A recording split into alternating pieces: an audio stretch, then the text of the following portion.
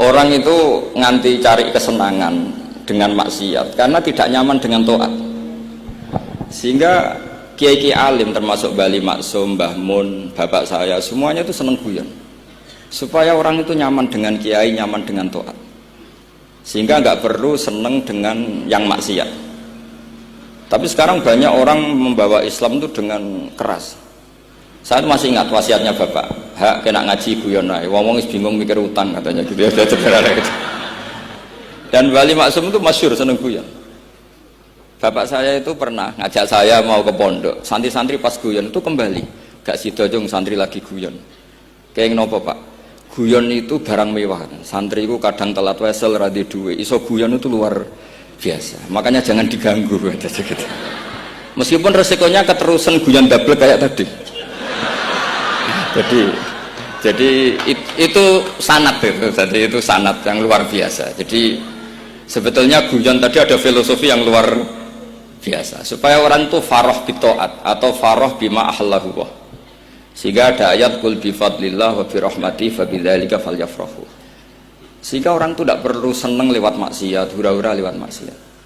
Kita cium tangannya Mbah Maksum sudah seneng, cium tangannya Mbah Ali seneng. Itu santri kalau ketemu Mbah Hamid nyium tangan itu lebih senang ketimbang nyium tangan artis, karena kalau nyium tangan artis astagfirullah kan mesti kita tersiksa. Tapi kalau nyium tangannya Pak Hamid itu dikenang sepanjang masa. Ini yang harus kita gerakkan fi zamanil akhir. Jadi orang harus terbiasa senang bitaat. Saya itu kalau sudah belajar tafsir misalnya, karena itu sesuatu yang saya tekuni.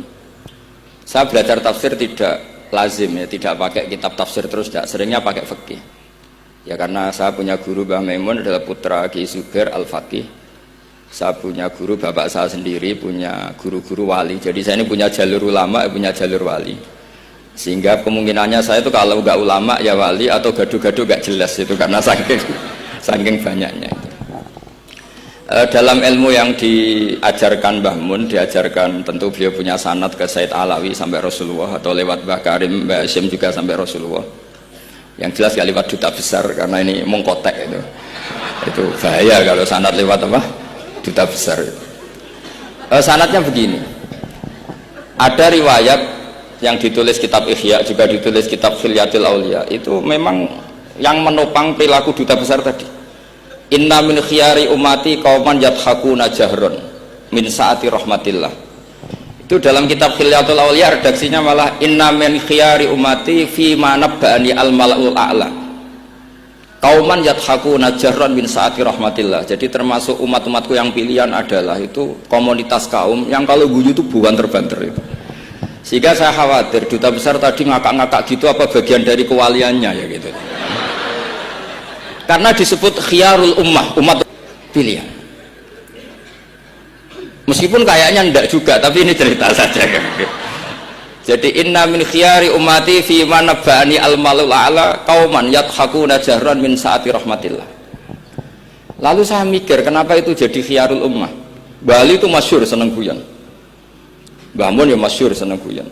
Bapak saya seneng guyon. Saya dulu itu iskal, ada kaji gitu terkenal agak punya will itu. Ya agak masih agak ceritanya. Ini agak katut juta besar tadi, makanya saya ngomong perempuan. Kaji itu agak ada gosip suka willy. Ketika Mbah Mun ketemu bapak saya itu bilang begini, "Lho Nur, bapak saya namanya Rosalim, apa iku ayu kok nganti kajiku senang?" "Lho ayu, Mbah." Bahasane tentang ayu, saya dulu iskal kenapa Kiai bakas wong ayu gitu. Tapi setelah saya tambah alim, tambah tahu itu. Sama harus ikrar memang tambah alim, paham itu artinya tambah alim. Akhirnya Mbah Mun cerita gini, nah aku kefikian malah jadi kodaf. Jadi kodaf misalnya gini, Anda terlalu Islam serius, pasti komentarnya gini, kaji kok demenan, kaji kok katut wedoan. Serius tapi akhirnya menabrak satu aturan yang dilarang Allah SWT. Itu kalau kamu menuduh zina jadi kodaf, kalau kamu bilang kaji kok katut wedok jadi suudzon. Maka bahasan yang netral adalah, lo ayu no kok nganti katut ya. Ayu bah, iya ya wajar, wong mesti katut wong ayu gitu. Itu filosofi. Jadi di balik guyon itu ada trik untuk menghindari ke fikih atau ke ketentuan fikih yang salah. Yaitu kalau kamu kejebak ekstrim, kaji kok seneng wong ayu, kaji kok demenan, maka berarti Anda qadzaf. Qadzaf itu menuduh orang lain yang enggak jelas apa buktinya. Maka guyon ini satu-satunya cara menghindari kesalahan yang lebih fatal. Sehingga di sini dibutuhkan kemampuan seni mengelola agama supaya agama ini tetap ceria. Saya berkali-kali cerita kalau ngaji, Imam Syafi'i itu kalau ditanya, diberitahu orang yang nyium tangan jenengan, yang di depan jenengan itu hormat, itu di luar ngerasani jenengan, bully jenengan. Jawabnya Imam Syafi'i itu tertawa-tawa. Baguslah, berarti saya wibawa, di depan saya buktinya tidak berani. Jadi enteng saja, dijawab enteng saja. Baguslah, berarti saya wibawa, nyatanya di depan saya tidak berani. Tapi banyak orang membenci jenengan karena fikih jenengan. Jawabnya Imam Syafi'i seneng lagi. Baguslah, nggak seneng saya pasti nggak pernah ngutang saya. Coba kalau kamu seneng juta besar itu pasti minta tolong, mau masuk apa saja lah. Tapi kalau benci Pak Duta besar pasti malu kan minta tolong. Untung mana kamu dibenci orang sama disenangi orang. Karena kalau dibenci orang yang membenci itu pasti tidak utang kamu, tidak ngerepoti kamu, tidak senang. Jadi Imam Syafi'i itu ngadepi dunia itu enteng saja, diberitahu itu orang itu nggak suka kamu gini-gini. Ya bagus lah. Sehingga beliau ngendikan terkenal sekali. Waman asaa ilaika faqat atlaqaka. Orang yang berbuat buruk sama kamu berarti membebaskan kamu. Karena orang ini pasti nggak akan ngerepoti. Jadi ulama-ulama dulu ciri khasnya adalah ar-ridho anillah, melihat apa saja itu sudah ridho. Dan ridho itu ekspresi paling gampang ya ceria, seneng. Nah kemudian tadi kan saya bilang terakhir ini yang paling terakhir saya baca trik menjaga perbedaan ini tetap kondusif. Saya neliti kitab Bali Maksum sampai khatam, termasuk kitab yang saya letakkan di kamar khusus itu diantaranya ada kitabnya Bali Maksum, Naduman Sulam Taufiknya Mbah Hamid yang karangan orang-orang Indonesia. Tentu terbanyak ya kitabnya Mbah Mun, Mbah Zubair. Bahkan saya masih punya catatan tangan tulisannya Basim Asyari karena beliau pernah nyurati buyut saya ketika khatam Sahih Muslim yang keluarga Kudus. Terus banyak lah saya punya, termasuk saya punya tulisan tangannya Kiai Fakih Mas Gumambang, gurunya Mbah Zubair. Saya memang dokumenter kitab, sehingga saya maaf sekali kalau pidato umum itu memang saya tidak keahlian saya. Karena itu harus dobes, itu tidak keahlian ulama, dobes itu tidak keahlian ulama. Ini saya baca singkat, tapi semoga ini barokah karena ini kholnya Bali Maksum. Semua mubalek tadi pakai catatannya sendiri, jadi itu ngekholi dirinya sendiri. Ini saya pakai orisinal kitabnya Bali Maksum. Jadi saya mungkin penceramah terbaik karena sesuai konteksnya itu. Nah ini enggak. Ini kholnya Bali Maksum cerita syairnya sendiri tentang rokok lagi, bolot lagi. Yes. Ya semoga diampuni oleh Allah Subhanahu Wa Taala. Ini ngendikane beliau tentang meminimalkan konflik. Ini saya baca di bab Al-Mithalul Awal. Jawazu hibati thawabil qiraah wa shadaqah lil mayyit wa wusuli thawabil qiraah wa a'malil birril mayyit.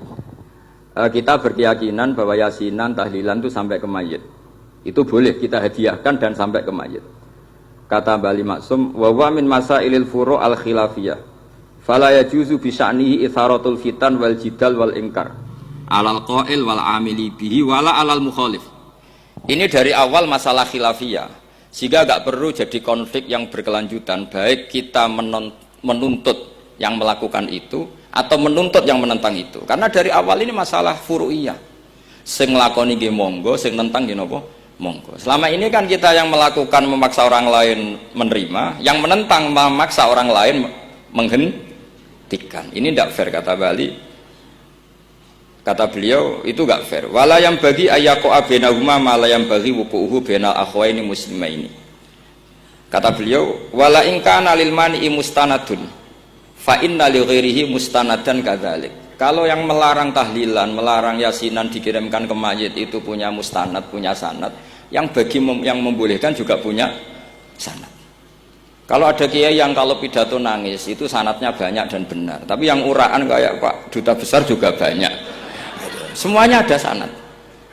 Jadi kata beliau sederhana saja. Kalau al-mani'un, orang yang menolak itu punya sanad, kita yang membolehkan juga punya sanad. Tapi kata beliau dengan enteng, dengan ceria, ini masalah furu'iyah.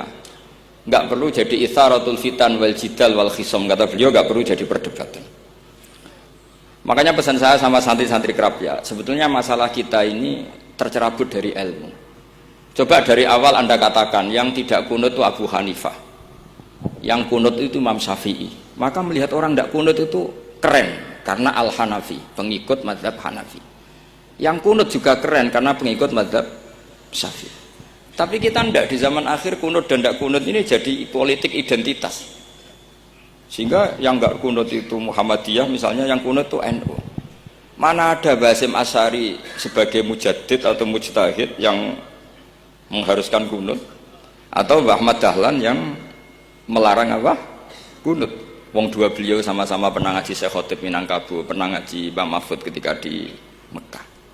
Jadi cobalah ilmu itu diperkuat sehingga kita mengatakan kunut adalah sunat menurut Imam Syafi'i, tidak sunat menurut mazhab Abu Hanifah. Sehingga enak sekali karena kita berdasar ilmu. Menyangkut sawabul qiraah atau sawabu amalil khairi, apakah sampai ke mayat apa enggak, ini kata beliau, kata Mbah Ali Maksum, beliau justru menukil Ibnu Taimiyah yang notabene sering dipakai dalil para orang-orang sana. Saya tidak tahu itu orang sana, itu Pak Duta itu yang tahu itu. Itu kalau ini mirip kitab Said Muhammad. Jadi Said Muhammad itu kalau istidlal sering pakai Ibnu Taimiyah karena itu yang dipakai mereka. Tapi ternyata Ibnu Taimiyah, qala Ibnu Taimiyah innal mayyit yantafi'u bi qiraatil Qur'an kama yantafi'u bil ibadah al maliyah minas shadaqah wa nahwiha. Terus Qayyim fi kitabir ruh afdalu ma yuhda ilal mayyit as-shadaqah wal istighfar wa du'a lahu wal hajju anhu. Artinya gini, kita sekarang ini tidak pernah kayak Bali Maksum pakai dalil jawazu ihda lil mayyit itu berdasar Ibnu Taimiyah dan Ibnu Qayyim. Kita seakan-akan Ibnu Taimiyah itu orang yang pasti melarang itu. Sehingga kita itu terus mengatakan sing nyunatno tahlilan ku sapa? Mbah Hasyim atau Mbah Fakih atau siapalah. Meskipun riwayat ini mukhtalifah dari Mbah Hasyim. Pertanyaannya adalah terus kesannya yang membolehkan itu hanya kiai lokal itu, kiai nasional itu. Padahal zaman Bali sudah mengajarkan kita yang membolehkan ihda'u a'malil khairi ilal mayyit, yang membolehkan hadiah Yasin, Fatihah, tahlil ke mayit itu adalah orang sekaliber Ibnu Taimiyah dan Ibnu Qayyim. Sehingga adekan kita pakai ilmiah yang diterapkan Bali Maksum, kita ini merasa orang keren, orang global, orang yang keren lah. Karena guru-guru kita Bali Maksum, Mbah Hamid biasa mentahlili, Mbah Munawir semua mentahlili guru-gurunya.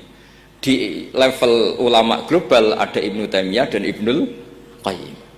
Tapi karena kita tidak baca, seakan-akan tahlilan itu hanya tradisi lokal yang tidak di ACC, tidak disetujui ulama kelas internasional. Padahal di sini jelas diceritakan Ibnu Taimiyah berpendapat qiraatul Quran yang dihadiahkan ke mayit atau tahlil itu boleh. Jadi ini sangat penting supaya orang itu pakai tradisi ilmu. Saya pernah ngaji sama Mbak Mun, diberitahu kalaupun Rasulullah pernah kunut sekali, biasanya perdebatan kan, oke, Rasulullah pernah kunut tapi ahyanan. Pertanyaannya adalah setiap Nabi pernah melakukan sesuatu itu akan menjadi sunnatan mutaba'ah apa enggak? Tentu jawabannya iya. Nabi meskipun melakukan kunut andekan hanya sekali, tapi karena pernah dilakukan Nabi, maka kebaikan ini akan menjadi sunnatan muttaba, sunat yang harus kita ikuti terus atau boleh kita ikuti terus. Jadi nggak boleh misalnya Rasulullah itu puasa Senin Kemis juga ahyanan, tidak selalu. Rasulullah itu tofa rokiban juga ahyanan, bukan selalu. Tapi apa saja yang pernah dilakukan Nabi maka berstatus itu akan sunat ila yaumil qiyamah. Sehingga nggak bisa misalnya di hadis itu ahyanan, kemudian kamu beristidlal ini boleh dilakukan hanya ahyanan karena Nabi juga melakukan hanya ahyanan. Tidak bisa seperti itu. Sekali Nabi pernah melakukan itu dan tidak dibatalkan lewat nasah mansuh, maka kesunatan itu ila yaumil qiyamah. Sehingga Imam Syafi'i cara berpikir meskipun Nabi kunut ahyanan, kalaupun itu ahyanan tentu kunut itu akan sunat ila yaumil qiyamah. Bagi yang tidak mensunatkan monggo, itu ada Abu Hanifah. Makanya kata Mbah Maksum, kata Mbah Ali Maksum di sini diberi muqaddimah, wa wa min masailil furu' al khilafiyah fala yajuzu bi sya'nihi itharatul fitan wal jidal wal ingkar alal qail wal amili bih wala alal mukhalif. Jadi kita sendiri disarankan beliau Kamu juga nggak usah nantang debat sama mukhalif, karena dari awal sudah masalah-masalah yang apa? Khilafiyah. Lalu terakhir pilihan-pilihan, terus kemudian tetap memancing polemik. Saya mau cerita lucu di Ihya. Ihya yang katanya kitab sakral itu ya punya sisi lucu, sisi unik. Nabi Musa sebagai Nabi Bani Israel itu sering digugat karena orang Israel itu tukang debat. Terus Nabi Musa minta ijazah, ya Allah saya kasih ijazah seperti tadi. Beliau minta ijazah Mbah Mun tadi. Minta ijazah yang supaya orang itu tidak bisa berkata buruk sama saya. Semuanya muji saya. Jawabannya Allah itu unik. Ya Musa, hadza syai'un lam asna'hu li nafsi, fa kaifa asna'uhu bika. Aku pangerane sering disalahpahami, pemenah kue katanya. Jadi makanya kalau ada orang bully beda faham itu biasa. Kata Allah, hadza syai'un lam asna'hu li nafsi, itu sesuatu yang saya tidak melakukan untuk diri saya sendiri.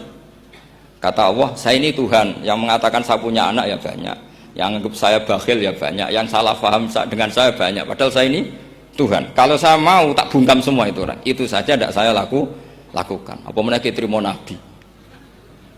Makanya ini semoga ini saya gojlok Pak Duta Besar jadi pahala beliau, karena diantara pahala itu disebabkan digojlok orang. Jadi kalau beliau tadi gojlok saya, sekarang tak balas, kayaknya pasti menang saya karena beliau sudah tidak bisa ke panggung lagi. Yang jelas saya kagum, ya saya puji betul Gus Zofur ketika dari awal memberi gelar Ad-Dobosi tadi ternyata betul. Tapi saya pastikan itu ada sanadnya, yaitu inna min khiyari ummati fima nabba'ani al-malul a'la qauman yadhakuna jarran min saati rahmatillah. Jadi diantara umat Allah yang pilihan adalah umatku yang kalau umatnya Rasulullah tentu yang kalau terbanter-banter karena min saati rahmatillah. Saya bayangkan kalau saya di rumah dikasih makan gratis, dikasih minum gratis, kemudian di rumah itu saya merengut saja, itu kan kurang syukur. Wis ora bayar kok merengut gitu. Sama kita pakai buminya Allah, pakai airnya Allah, pakai oksigennya Allah. Modal guyu ora gelemen merengut wae itu.